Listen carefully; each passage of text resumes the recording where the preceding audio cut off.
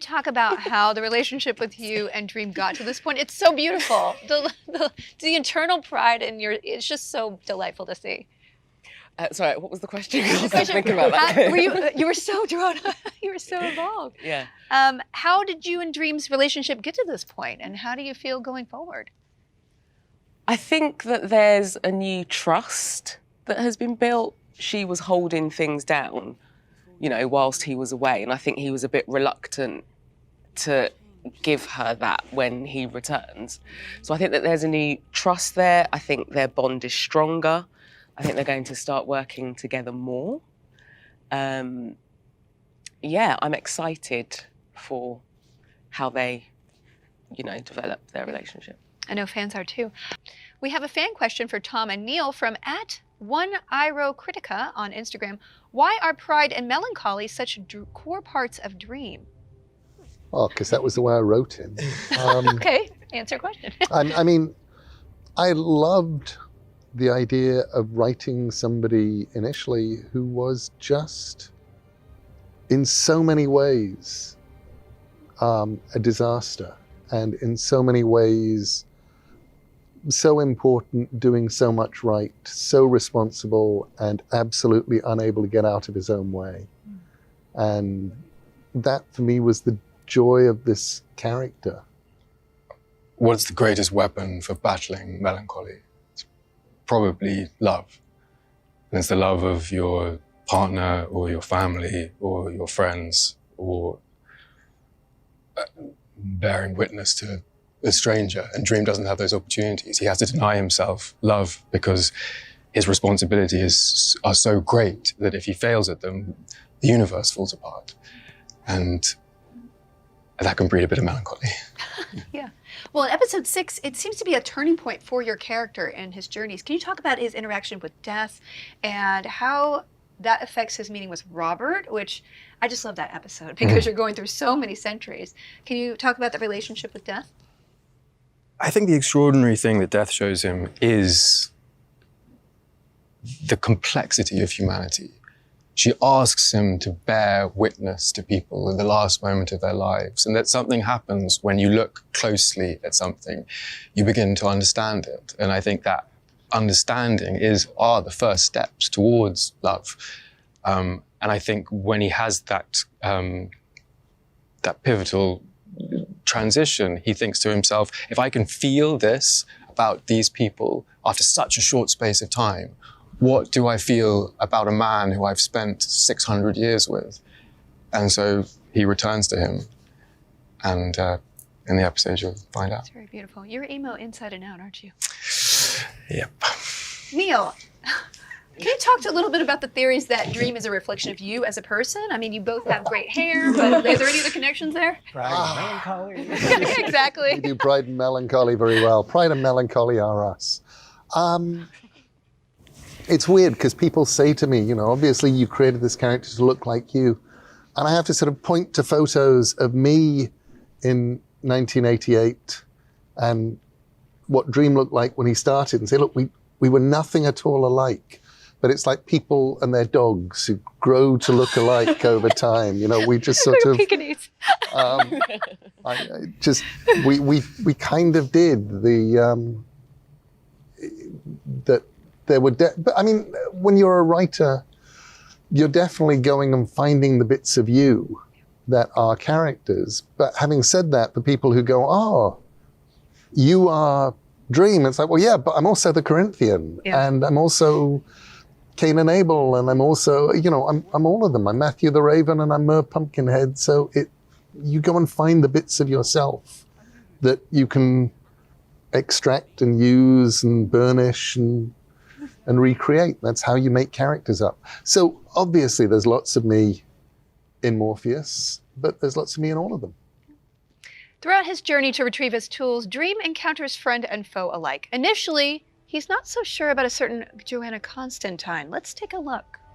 I wonder where your helm could be. I presume it is in hell with the demon to whom it was traded. Yes, but which demon? Give me the princess and I'll tell you. Exi, ego, agalera. Wait! Fine. I'll tell you where your helm is. Just don't send me back. Vestitutus nemeci. Constantine!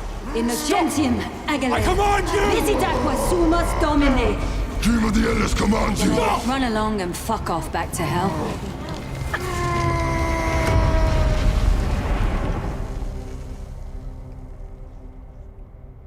You have no idea what you have done. I do that. I've just tripled my fee. You are such a badass. It really is amazing. How was it like?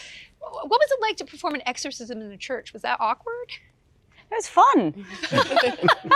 Yeah, it was. I mean, yeah, that setting was amazing. With yeah, we were down in Greenwich, so the set was really incredible. But yeah, it was fun. Never done an exorcism before. Yeah. Or Latin? Was that interesting to learn all that Latin? Yeah, it was. Yeah, I hope that. Yeah, I think it was bang on. Clearly worked. It clearly worked. It sounded authentic with me. The demon's not there anymore. Exactly. Alan, with such a rich world of lore, how did you develop Jenna's character, which appears to be a combination of both John and Joanna Constantine from the comics?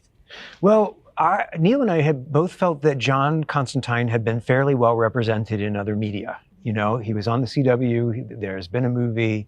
And the minute I heard, you know, Neil's pitch about making John Joanna, I thought about Jenna. We both thought about Jenna and Jenna's voice. And that went a long way just in terms of my conception of who she was. And I wanted a fairly upmarket, I wanted a different clientele. I wanted a different spin on the trench coat.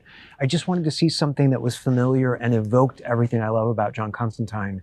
But let's just see it in a new environment. Let's see what happens if, I think their souls are very similar. And the backstory, I mean, we got to do the Newcastle backstory for the first time in, I don't think that was in the Keanu Reeves movie, but that was very important to us to do, you know, as faithful a version of the Newcastle story as we could. But a lot of it was steered just the way that I had Jenna's voice in my head and we just had a lot of fun, I think, on all fronts. Jenna, it is an understatement to say that your and Rachel's love story is heartbreaking. Can you talk about the juxtaposition of Joanna's tough exterior with her obviously problems with human relationships? Yeah, I think that's such the appeal of the character. It's everything about, you know, self-protection and having a big heart and having to like shut everybody out and using it to completely deflect and it's such kind of a lonely character as well, and using humor in that way as well to kind of defense mechanism all of the time. Yeah. Yeah. Our next character we get to focus on is a literal nightmare. Yes, we are talking the Corinthian. Best to be what you made me. No. You've done your worst, which was in so many ways what I had hoped. You were my masterpiece. A dark mirror made to reflect everything humanity will not confront. That's what I am. That's what I've done. No. Look at you. Walking this earth for over a century, infecting others with your joy of death. But what have you given them? What have you wrought? Nothing. Just something else for people to be afraid of. That is all. So what now? You send me back into their dreams? Because I won't go willingly. A knife. Against a dream. Oh, you don't think dreams can die? Let's find out. Enough.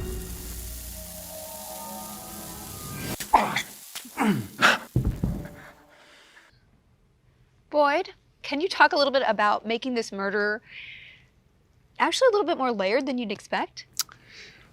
Yeah, I think that, you know, his main motivation has been to terrify people in their dreams, and that's been his job. But he doesn't have that job anymore. So he's really like a person who's been locked in jail for a long time and maybe convicted wrongly, and you can now live your life how you would like to live it. He's a person who's really drawing at everything, all the satisfaction that he can get out of life as quickly as he can, because there's a ticking clock on his life, and he knows that. And again, not a person who's overtly physically intimidating, but more of a person that you would welcome to dinner, and he would eat you for dessert. Yeah, there's a quiet menace to him that is really intimidating. Was there something specific that you took inspiration from, or was that something you worked on with Alan and Neil? Well, I think that's something that we just found out as you go along. You can read the scripts and interpret it as much as you can, but then there's like 7, 8, 9, 10 that you're not aware of when you're starting this. I found him to be more Hannibal Lecter than this really outrageous physical embodiment of movement. He was more still and precise and exact and very cunning and very methodical and very, very intelligent. Yeah. Very, That made it more creepy, actually. Neil, can you give us some insight into the speech that the Corinthian gives to the serial convention? I mean, it's not every day you hear murderers referred to as entrepreneurs and American dreamers. It's really creepy again. Well, I think every convention with a guest of honor needs a guest of honor speech. You need a keynote speech. Yeah. I liked that on the one hand, it is both an inspirational speech and a kind of a parody of all of the inspirational speeches you'll ever hear guests of honor give. But we got to do something more with it here, because actually his keynote speech is also kind of the connection between Rose Walker, between the Vortex and all of the serial killers. And it is empowering him. And it's also, using Rose to try and create a reality in which this really is true. They aren't just pathetic losers who kill people, as Morpheus says. They're actually, in their minds, they are American dreamers, entrepreneurs in an expanding field. It really is. It's clear that you two have been to a lot of cons. I'll just tell you that. I remember being there on the day when we shot it and standing behind camera watching Boyd give it and just thinking, this is the most charismatic performance I've ever seen in my life. It really is. Okay, I will go outside and kill for this man right now. He's very crushable as a murderer.